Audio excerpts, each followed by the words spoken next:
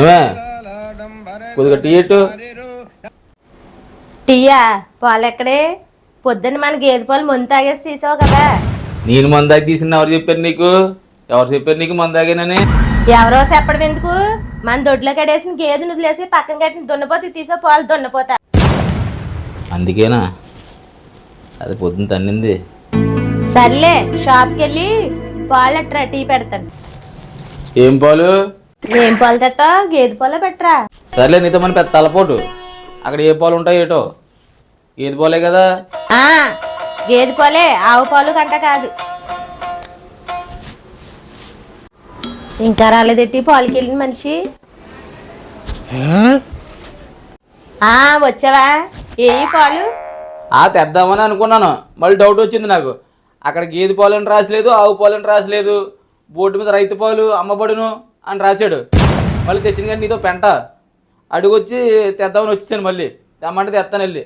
అయ్యో రైతు పాలట. తిక్కలోడి తీర్థ వెళ్తే ఎక్కనో దిగనో సరిపోయిందంట. అలా ఉంది నీ వరుస. ఏ పని చెప్పినా ఇలాగే చేస్తావు. చెప్పేవరా, నీతో తలపొడి పడలేదు తెచ్చిన కాడి నుంచి నేను. ఈ పాలు మాట పక్కనెట్టు, నువ్వు మా చెల్లిని గోకేవంట నిజమేనా? గోకేను ఇప్పుడు ఏంటి? అయితే పనిరా.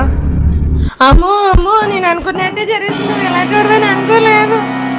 చేసినవరమే. ఏమైంది ఇప్పుడు? పొద్దున్న మీ చెల్లి మేడమే పిండి పొడియాలు ఎడుతుంది. 2 చేతుల నిండా పిండి ఉంది. ఈ తొలత ఎత్తుంది బాబా అంటే గోకాను. దానికి పెంట చేస్తావు ఎదమ్మోహన్ నువ్వు పూర్తిగా తెలుసుకోవో. నిజంగా అంతేనా? ఇంకేమీ లేదు కదా? ఉంది గాడిద గుడ్డు. నిజంగా లేకపోతే ఆ చెరుకు రసం తెమ్మన్నావు, ఆ ఫ్రిడ్జ్ లో పెట్టి కూర్చున్నావు, తాగలేదు దాన్ని.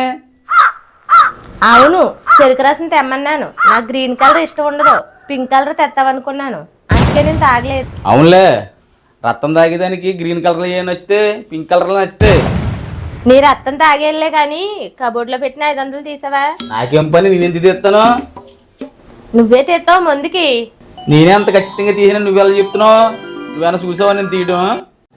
నువ్వు కాకపోతే ఇంకెవరో? 500 రూపాయలకి అయితే పట్టుకెళ్ళి 227 రూపాయలు ఖర్చు పెట్టుకుని 223 రూపాయలు అక్కడ పెట్టావు.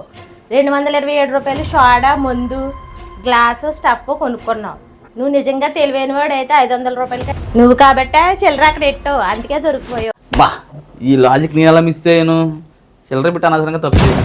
500 వాడుకుంటే సరిపోను. 500 మాట పక్కనెట్టు కానీ నాకు రోజు ఇది ఉండేదే. రోజుని మేడెక్కి గంటలు ఏం చేస్తున్నావు నువ్వు? నేనేం చేస్తాను, పెట్టల కోసం చూస్తాను, ఎత్తే మేత వేస్తాను, కాసేపు వాటితో సరదాగా ఉంటాను. అవునా? పెట్లకు మేత వేయడానికి వెళ్ళావా? మాకు తెలియదు మరి. ఎదురింటి పెట్టాలి, అమ్మగారింటికి వెళ్ళింది, 1 వారం రోజుల వరకు రాదంట. వెనకాలన్నా పెట్టా ఇల్లు ఖాళీ చేసి వెళ్ళిపోయింది. నీ పెట్లో ఎగిరిపోయా, ఇంకా మేత ఎక్కలొద్దు. ఆ మేత జేబులే పెట్టుకుని కింద ఉండు. దీనికి ఎలా దొరికేసాను అబ్బా?